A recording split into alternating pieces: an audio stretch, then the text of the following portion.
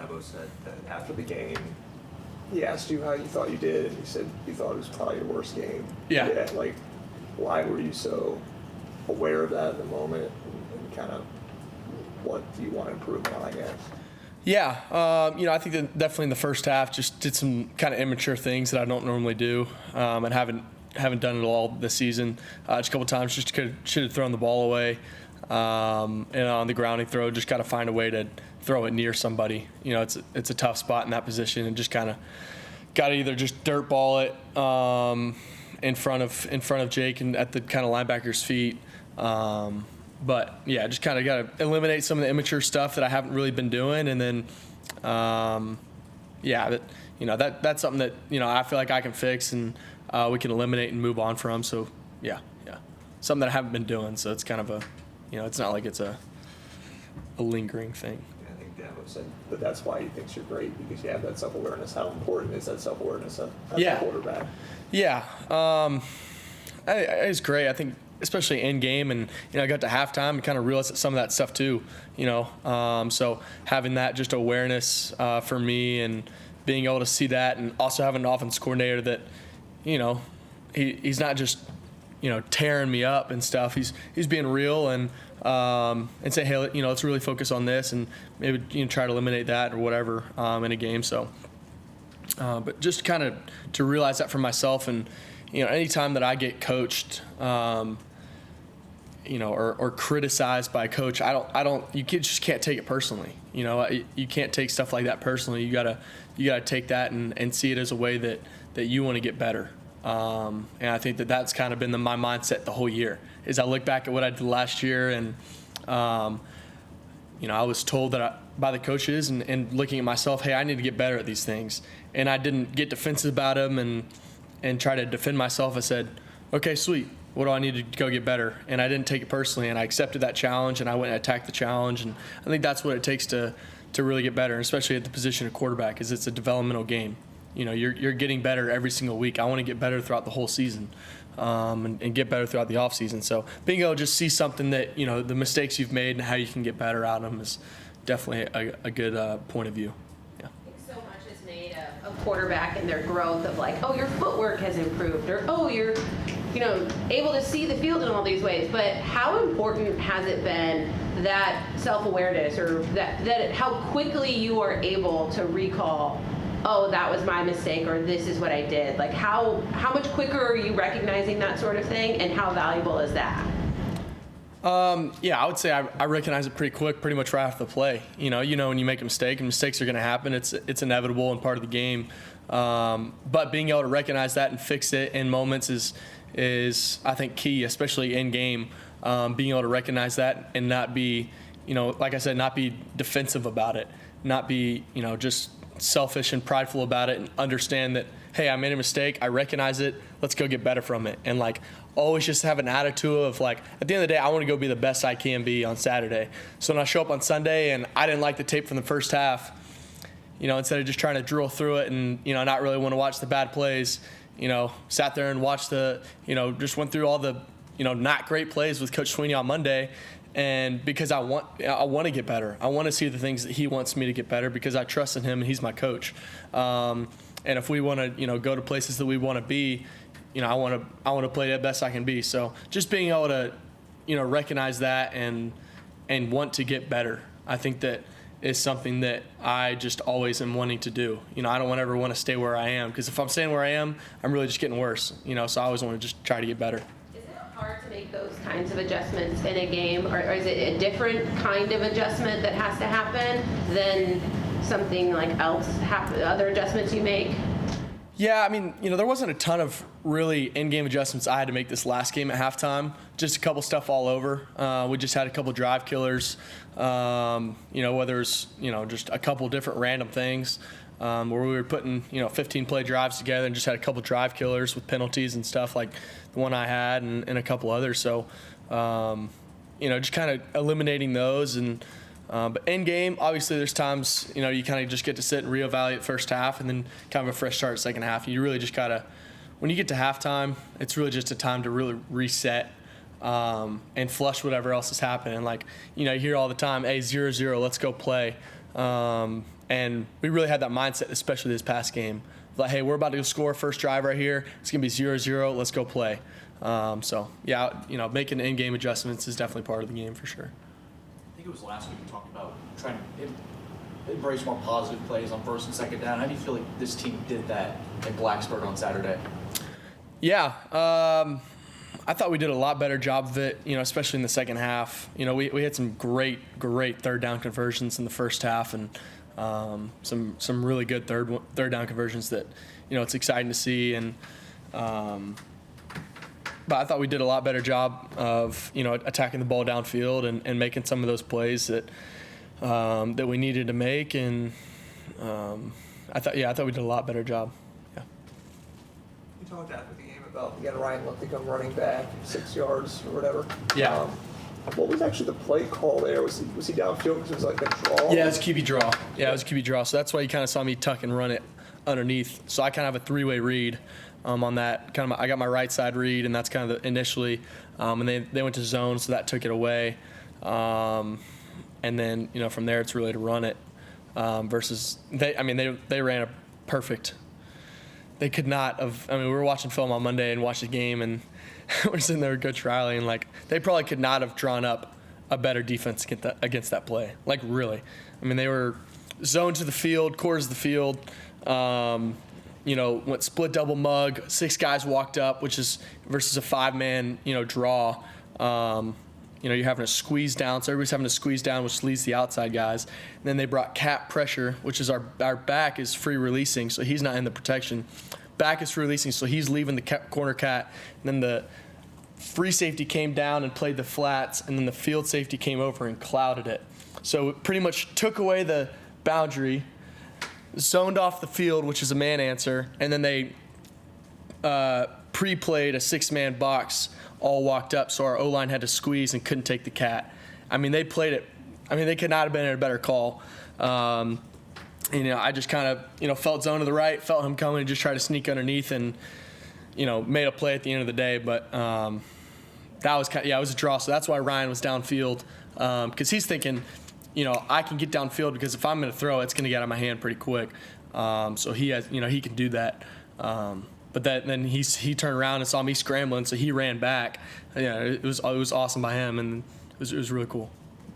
Talk about again the strength staff, getting you in a place where you can have that kind of balance. Yeah. What actually goes into that? Is it just a lot of squats or what? Yeah. That was something that Ben Batson and I definitely worked on a lot this summer. It's just. And also Jordan and I is just creating a lot of stability in my legs and being able to doesn't matter where I'm at, being able to get to a place of stability, and that's in the pocket and in my movements and always getting to a functional place to throw the football. That's something that we've worked on a ton, but especially with Ben and just getting stronger, getting up to 210, just getting my body stronger and being able to. Doing a lot of single leg workout. I don't ever straight bar back squat anymore. Everything that we do is pretty much single leg, and just getting equally strong on each leg is definitely pretty big, and then just getting faster out there. Yeah. Is 210 the weight you'd like to play at, or would you like to maybe add a little bit more as you get older? I think just continually get older and. I've put on weight every year I've been here, so I'll probably end up putting a few more on next year. So, yeah. Jake Briningstool was able to get that record. He's now officially the most receptions for a tight end at Clemson. Just your relationship with him and to be able to play a part in a friend making history like that. Yeah, it was really cool. It's not very often you get to be a part of something like that, and I didn't even know that. Before it, that was even, the drive or the throw to do it. So I didn't know till after the game. So that was pretty awesome. And, he's just stayed loyal to this program and has just come to work every single day. And all that work that he's put in has really paid off. And, that's something that, he doesn't take lightly and everybody around us take lightly. So we got so much respect for him. It was just such a cool moment, for him. And he got the game ball and everything. So it was awesome. What kind of guy is Jake? He just comes to work every day. He's not super talkative person, but, his tight group and, getting to spend a lot more time with him this year, just kind of outside this facility. And it's been really fun to just hang out with him and getting to know him just on a really just deeper level. Just such a great guy and cares so much just about this team and about this, just all of his teammates. He just cares a lot and brings a lot every single day. He never has an off day. He brings it every single day and comes to work every day, and that's definitely paid off. So. As Cole Turner, you threw that one up to him, just former basketball player. How much do you trust him in some of those jump ball situations? Yeah, I was talking to TJ this morning. I mean, I don't, there's not many other guys that can really go up and get a ball like he can. I mean, it's crazy. So, his athleticism it's berserk, and I don't think anybody really would have seen that coming out of high school. So it's fun to have a guy like that that'll come in and make plays when we need him to. And it's ridiculous. Yeah. What do you think of Elyjah Thurmon's performance Saturday? Ridiculous. Yeah, I mean, to do what he did against now tied for number one, sack leader in the country, and go and, just ball out. And he graded 80 plus, which is, winning grade at offensive line. And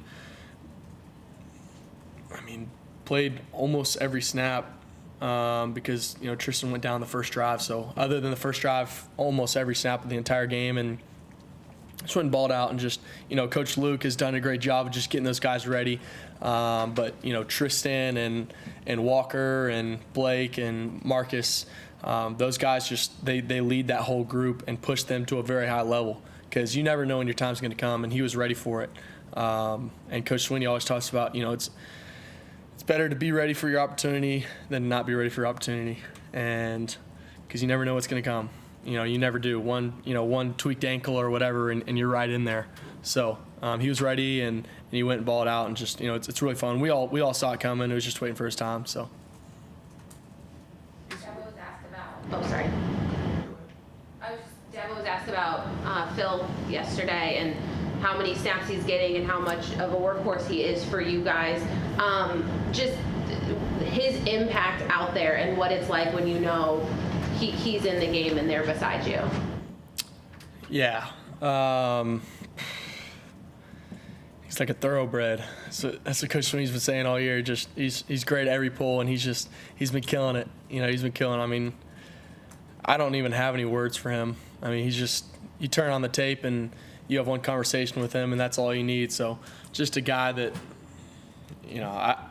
probably one of my favorite teammates I've ever had in my whole life.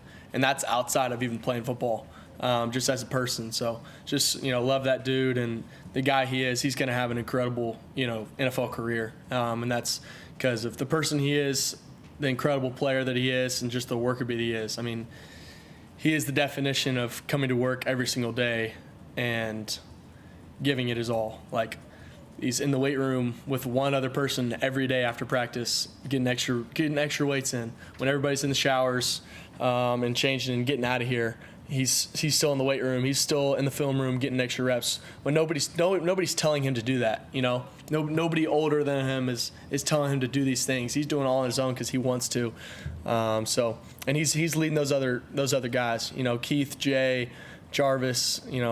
Easy, like all these guys are seeing him do that. And that impact is going to carry on once Phil leaves. But, I feel incredibly comfortable with him back there, and I wouldn't want anybody else back there. So. The consistency that he provides for you guys. I said to Dabo that he's kind of got like these sneaky games because he's getting over 100 yards, but it's not with just like 170-yard big crazy game. Yeah. Dabo didn't love that I called it sneaky, but because he doesn't think it's enough respect for Phil. Yeah. But like that consistency that he can provide, and when he's going out there and just getting those little chunks to lead you guys. Just keeps drives going.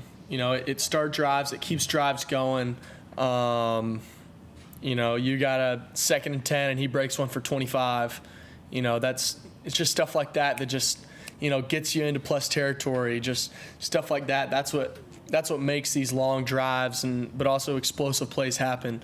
Is he can go break an 80-yard run, and he's fast enough to go do that. But he's also the guy that you want with the ball on 3rd and 1. So he could do both. Just a guy that, it's just he's smart. He knows the game. He's great at pass pro. He knows where guys are. He knows the defense. We're always on the same page. I'm not having to tell him what to do. You know, he knows what to do. He knows the calls at a very elite level. It's just somebody that I can depend on. And to be out there with somebody that you can really depend on the football field and you're not having to second guess, it's a really good feeling. Yeah. I feel like he's the kind of guy you would like build in a video game. Yeah. If you were building a back. Absolutely. All those attributes. Absolutely, for sure. Yeah. Any questions for Cade from Zoom? Hey, Cade, it's Darian Carter with Greenville News. Another Phil Mafah question, I guess. What from last year to this year, what do you think has been the biggest improvement that Phil has made from last season to this season? It's a good question. Man,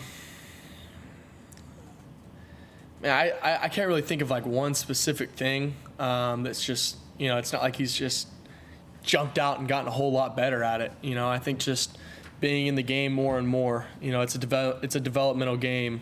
Just being in the game even more and more and getting more opportunities for sure has helped him a ton. And, you know, having, you know, Will Shipley back there last year and Phil Mafah, I mean, that's a disgusting duo right there. So it's not like you're going to take Will Shipley out of the game to put Phil Mafah in, or take Phil Mafah out to put Will Shipley in. I mean, those are two guys that, you know, they're both going to be playing the NFL for a long time. And but I think just the opportunity for Phil to have more and more reps is definitely big, and he's taking advantage of them. And you know, we need him out there, and he's killing it. So just I think the leader that he is and the way he's kind of pushing these young guys and bringing them up, I would say the biggest thing, because Ship was just such a natural leader and such a vocal leader, and Phil is too. But just, you know, I think that Phil's just really had to step up in that room for sure. I would say is probably the biggest thing. And I know against Virginia Tech, you had the 19-yard punt. Have you spoke with Aiden Swanson about improving the punt heading into the final Come on, man. of the season? Come on, we're not talking about that. Just pull up the Notre Dame clip from last year. All right. I just shanked it. We all got bad punts every once in a while. All right. We have time for one more question. I guess you may have not been paying attention. You would have been on the sideline, but when Sammy Brown and the defense do that like Fortnite dance, like, Yeah. What were you thinking? I couldn't believe they did it. Oh man, that was so fun. I didn't actually see it till maybe after the game.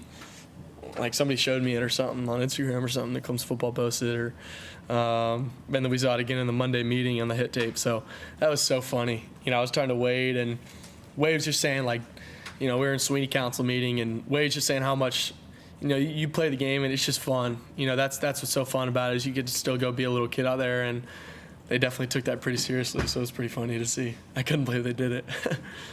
Yeah, it's awesome. All right. Thanks, Cade. Awesome. Appreciate y'all.